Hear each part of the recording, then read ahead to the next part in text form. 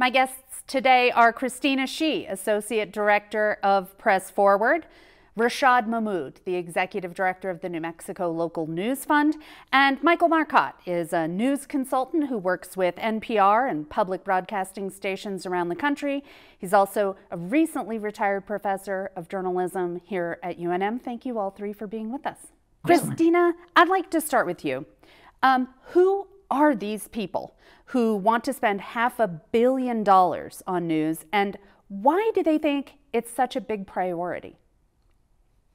So Press Forward is a national movement to reimagine local news. And it was started by national funders like the MacArthur Foundation and Knight Foundation. And now we have 62 funders in our coalition who are really thinking about the importance of local news across the country. About half of these funders are local community foundations and local foundations. And I think all of us, when we look at the crisis of local news, we see a sense of urgency. There are over 3 million people across the country who do not have a single access to a single source of local news. They live in what we call news deserts. And there are places across the country where local newspapers are closing at a rate of 2 per week. And in places where we do have these newspapers, what we're seeing is that many are struggling to survive. Many are facing layoffs. They are trying to report and serve the public on very shoestring budgets. So what we have is this crisis, and the impact on our civic health is staggering. When we find that a community does not have access to a local news organization, civic engagement and voting rates drop. There's also a cost that's passed down to residents. Cities without local news information see an increase in government costs. And then when we think about the social bonds that connect our communities together, especially at the local level, we become even more divided in our lives and in our opinions. So Press Forward is really a national movement, a national conversation to address this issue and begin helping many funders, from foundations to individuals, to see that we all have a part to play in rebuilding local news. Yeah, and Christina, what you just said about news deserts, I think is especially true here in New Mexico. Mike Marcotte, you've been looking at the ecosystem here in New Mexico for a while. What does this situation that Christina described look like on the ground here? Well, New Mexico is just a microcosm of the country. We're not immune to the economic and technological forces that are totally disrupting local journalism. We can point to the locally family-owned Albuquerque Journal, the family-owned Santa Fe New Mexican, and count our lucky stars. At least we have that sort of level of investment. But I mean, these are ad-supported for-profit enterprises, clearly shaving costs. We measure our local news force in the hundreds, not the thousands. And we're going to proceed with some mapping projects to get a better handle on that. But I mean, we are small to begin with, and we're getting smaller. And we're trying to save what we have. And with friends like Rashad and Christina, we're trying to reinvent the local news ecosystem, but it's a heavy lift. Yeah. And Rashad, at the New Mexico Local News Fund, you've been working on this for 6 years. In fact, we should say that one of your oldest projects is the Local News Fellowship and Internship Program that Mike and I have worked on. And in fact, we have one of these interns working with us here in the studio today. Oh, that's great. But big picture, what kind of impact are you hoping that Press Forward's big, presence on the scene is going to have on local news in New Mexico? Thank you so much, Gwyneth. So we've been working, as you said, for a number of years to support the local news ecosystem here. We have programs like the Fellowship Program. We have an accelerator program to help existing news outlets. We ran an incubator program last year. But the biggest strength, I think, of Press Forward is that, there's financial support. We're super grateful. We received, Press Forward New Mexico received $250,000 earlier this year from Press Forward National. But more importantly, it's about sort of what Christina talked about getting that message out there and raising awareness that this is an important challenge that affects all of us. Whether you live in a news desert or not, it should be something that you care about and that everyone considers supporting. With the Press Forward funds, what we're going to do is sort of really help create a baseline of knowledge so that our work in the next 4 or 5 years can be really informed by data, and we can measure the progress that we make. We're going to launch a mapping project that Mike alluded to that's going to help really dive into how does each community in New Mexico get access to local news. It's also going to support, so we're likely going to do some polling to figure out in more detail about New Mexicans' attitudes toward local news, how they get it, do they trust it, who are the trusted sources of local news in different communities, et cetera. And so, and it's also allowed us to bring a lot of community foundations in as partners. We've been in talks with many community foundations in New Mexico for a number of years, and having this national support from Press Forward really helped us make the case for them to finally get on board and officially join us as part of Press Forward New Mexico. And we heard from Christina why community foundations are invested in this work, because it affects all the other things that they're working on. Christina, obviously a lot of the change that we're talking about that's happened in the news industry, we've lost hundreds of thousands of jobs in the industry. We're losing papers, as you said, they're dropping like flies. A lot of this change has been due to forces that are kind of beyond our control. Digital disruption, the internet really kind of crashed the system of selling newspapers and big ads in them. Also, it has to be said that many news organizations failed to recognize this and adapt and change quickly enough. But before joining Press Forward, you were working at organizations that tried to help news make money, working on the revenue side, trying to figure out what could be done. What did you learn from that experience? What's working?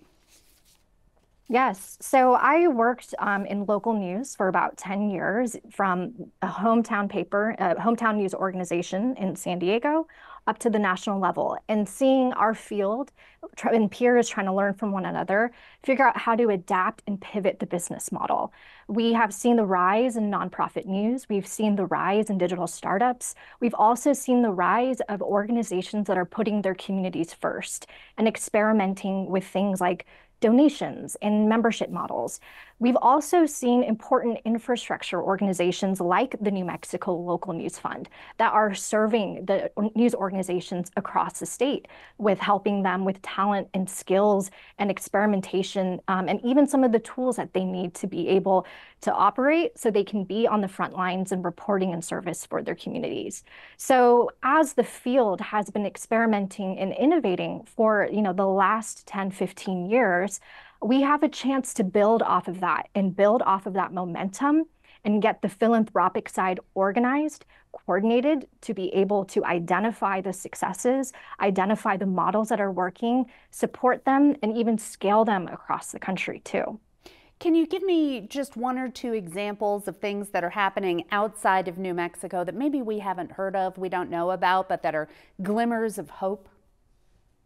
Yeah, well, so even in some of the neighbor states, we have seen emerging models like SMS text messaging. This is a chance for us to loosen the definitions of what we might think a newspaper might look like and think about how should we receive news and information in a way that makes sense for the languages, the culture that we're in, or even our daily habits and routines.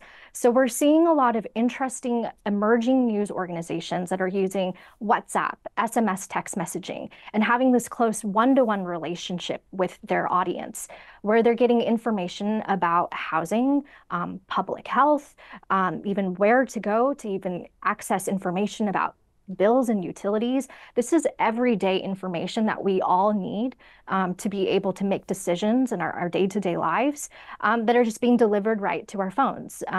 So we are seeing that in Arizona, Connecticut. We're seeing that in Detroit with Outlier. We're seeing that in New York with Documented. So we're seeing this experimentation pop up in different places. And Rashad, let me come back, let me go to you, Mike. You've been consulting with news organizations like NPR, but also, public media all over the country. What are some of the challenges? What's the difference between the challenges you see NPR having and the challenges in places like Deming, Las Cruces, Farmington, places where Gannett, the nation's largest newspaper chain, used to be a dominant force and has now just shed these newspapers, some of them closed, some floundering, some, not. But what's the difference there? Well, yeah, interesting. Some similarities and some differences for sure.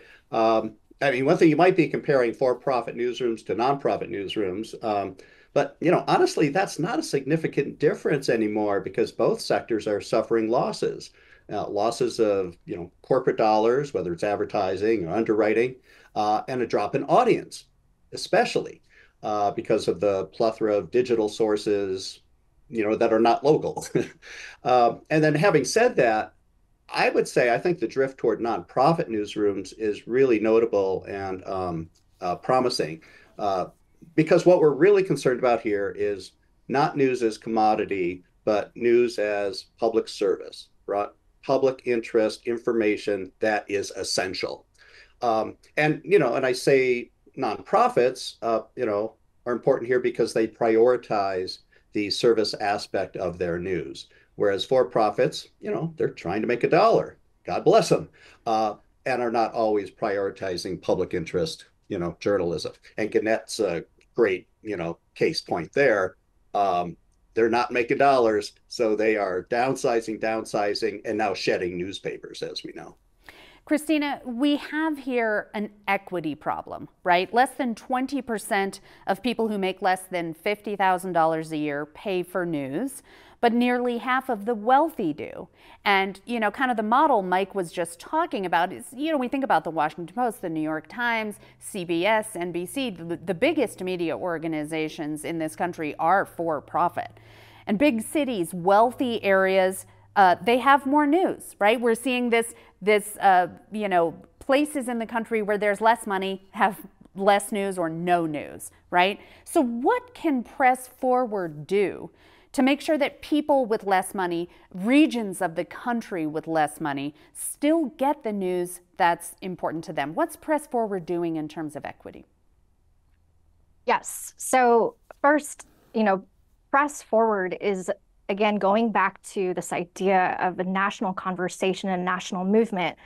We are galvanizing a group of funders and individuals and philanthropists who truly believe local news is a public good. And we need to pay for it like we pay for our libraries, our arts, and our cultural institutions and our hospitals. It is a tenet of the civic fabric that upholds our community. News and information binds us all together. That being said, there are also a lot of experimentations around public policy that are seeing this as there are policies that are enabling the support and infrastructure of local news to allow for people in all communities, whether they can pay for it, whether they have access to internet and broadband, whether they live in rural communities, to still have access to that news and information. We're seeing this in different states. We're seeing it investing in talent pipelines so people can also make a living going into this field. It is really an all of the above solution, and Press Forward is really shifting the conversation and shifting the culture and the long-term views around how we as a public should be supporting journalism and what our various roles are in this collective mission.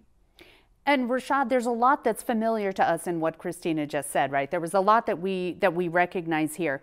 One of the things that I think that's really interesting about especially the nonprofit sector here is that's where we've seen growth, right?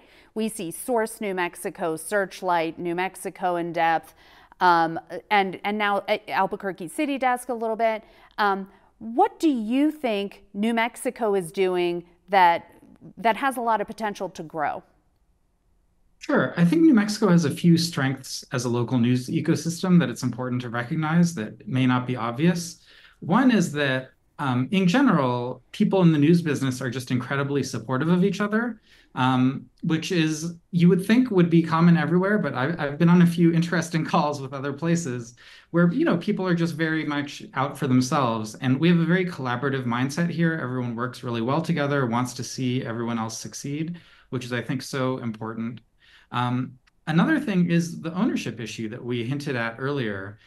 We are super fortunate that the vast majority of local news sources in New Mexico now are locally owned or part of very small chains.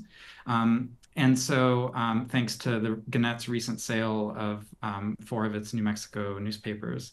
And so that's an incredible opportunity for reinvestment and support. And it makes policy even easier, I think, right? One thing that Christina hinted at was, you know, we've been really fortunate to receive some state support for our local news fellowship program run out of UNM.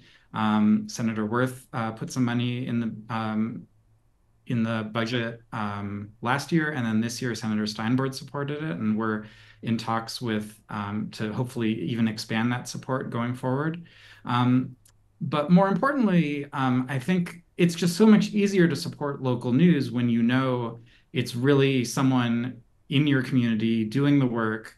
The money, when you support an organization, either a nonprofit or a for-profit, is staying in New Mexico. And so, yeah, I'm just sort of cautiously optimistic, I would say. The other strength is we've seen a lot of new startups, actually, just in recent years here in New Mexico, which you might not know about because they're very local community focused. There's Downtown Albuquerque News here in Albuquerque. There's Boomtown in Los Alamos, which just got started. The Cloudcroft Reader just got started in Cloudcroft, has been doing amazing fire coverage. Obviously City Desk, which we've talked about before. And so, you know, there are people sort of taking up this mantle, looking around at their communities and saying, hey, what can I do to make sure that this critical need is met? If you are one of those people listening right now, feel free to get in touch. I'd love to talk to you. We'd love to support more local news outlets. But yeah, I think we have a lot of strengths. Let me ask you, Christina, we have just a few seconds left here. What are you asking of the public? What does our audience, what is their role? What can they do?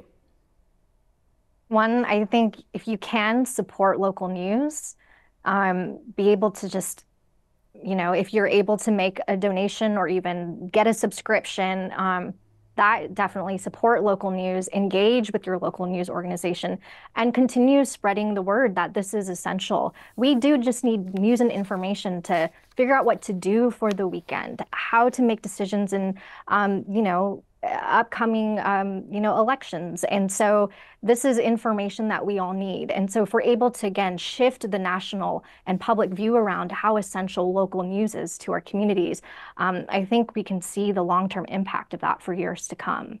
Christina, Rashad, and Mike, thank you very much for being with us today. We really appreciate it. Thank you so much, Gwyneth. Thank you.